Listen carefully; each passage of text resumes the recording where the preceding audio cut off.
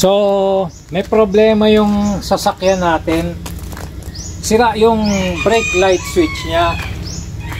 So, pag tinatapakan mo yung preno, dapat umiilaw yung dalawang brake light, pati yung third brake light. Pero nangyayari, kahit anong tapak mo, hindi siya umiilaw. Hindi siya umiilaw. Wala. So, chinek natin yung mga bombilya. Okay naman yung mga bombilya natin, buo pa, gumagana. So, ang problema niya, yung brake light switch. Meron isang switch na nasa ilalim ng brake pedal. So, tanggalin ko para makita natin, para may idea tayo at kung paano siya ayusin. So, ngayon, papakita ko sa inyo kung paano ayusin yung stop lamp natin sa ating Nissan Sentra N16. Kasi ang nangyayari, pag tinapakan mo yung preno, walang ilaw. Left, right, pati yung third brake light. Nung chinek natin yung bombilya, okay pa siya. So ang problema niya is ito. Tawag dito, brake light switch. Okay?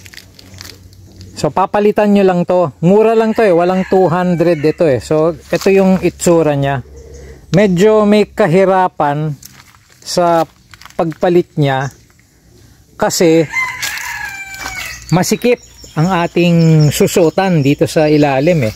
Ayan, papakita ko sa inyo ha. So, dito siya located. Na? So, ito yung mga pedals natin. Tapos, ito yung brake pedal. Sa ibabaw ng brake pedal, ayun yan, no? Kung nakikita mo, merong kwan, yung plastic na ring na yan. Sa ibabaw ng plastic na ring na yan, doon nakalagay yan. Lalagyan ko na lang ng arrow mamaya kasi sikip eh, sobrang sikip dito sa ilalim eh. So iikutin mo lang siya ng 1/4 turn na counterclockwise, tapos matatanggal na yung brake light switch. Pagtanggal ng brake light switch, tatanggalin mo yung connector. So ano ba yung tsura na natin? Sikip, hindi magkasya yung kamay ko.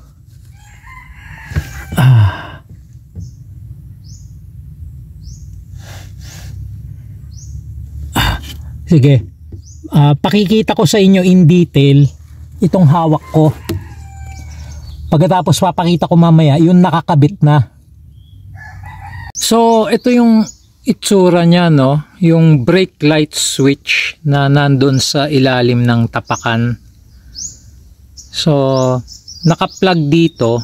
Yung sa atin, ano eh, dalawang terminal lang to eh. So, positive and negative. So, ito yung switch niya eh. So, parang sa refrigerator, pag tinapakan mo yung preno, bababa siya, toink, mau-on siya. Pag nirelease mo yung preno, aakyat, mapipindot to. Pag napindot to, mawawala yung ilaw sa likod. So, ito, sira na. So, nasunog na yung sa loob niya. Bumili tayo ng replacement.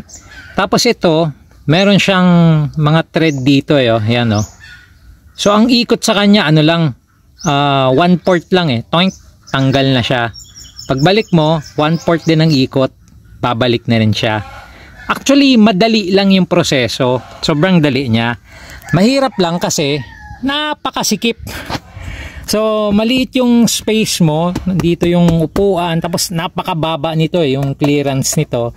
Tapos nandun siya eh, nasa ibabaw siya, susundan mo lang yung brake pedal, nasa ibabaw siya, dun siya nakakabit. So, bukod sa mababa at masikip, napakadilim pa sa ibabaw. So, ito yung ginawa ko.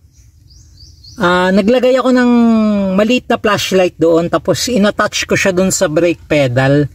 Ginamit ko ng rubber band kasi hindi mo makikita eh, napakadilim. Tapos pag nakahiga ka na dito sa sahig, sikip-sikip yung sa kamay mo, pag pinapatong mo dito yung flashlight, nalalaglag siya parate. So yan yung hack na ginawa ko. I-rubber band mo na lang dun sa stem ng brake pedal para may ilaw ka, para makita mo ano yung nangyayari. So ayan, pinilit ko na ibaba yung camera. Napakahirap eh. So ito siya. Tapos yun, nakakabit yung wire na yun. Yung ano lang yun eh, madali siyang tanggalin, pipindutin mo lang yung matatanggal. Tapos ito, yan, ito siya, dito nakakabit sa bakal na to, na nasa ibabaw ng brake pedal. Ito, ingatan nyo rin to, kasi ito yung isa sa mga bumibigay yung akin. Pag yan na bumigay, hindi na ma-off yung brake light switch mo. Parati siyang naka-release, parating nakailaw yung brake light mo. Kung bumili ka nito, yung hindi ko alam anong tawag dyan eh, napakamahal. So ginamit ko, ito na lang yung suction cup ang nilagay ko, nagwo-work naman siya eh. So ikakabit ko muna to Hindi ko mabidyan kasi ang sikip dito eh. Yan, so naikabit na natin siya. So ang hirap kasi napakasikip dito eh. So ayan, teka, tatry ko hawakan tong camera habang pindutin ko yung preno. So ito yung preno, di ba? Ito. Saan yung kamay ko? Ayan. So ito yung preno. Pag tinapakan mo siya, bababa yun. Yan o. Yan. Pag yan bumaba, madedepress yung botones, ma-on siya. Pag binitawan mo yung pedal, aakyat siya at mapipindot, kaya siya na-off, parang sa refrigerator, di ba? So ayun, mahirap lang siya dahil masikip dito, pero napakadali ng proseso eh. Tsagain mo lang, sayang din yung labor eh. Tapos yun yung ginawa ko, yung flashlight, ni-rubber band ko dyan sa preno, sa level niya, kasi ang dilim eh, wala kang makita dito eh. So testingin natin ngayon, napalitan na natin yung brake light switch.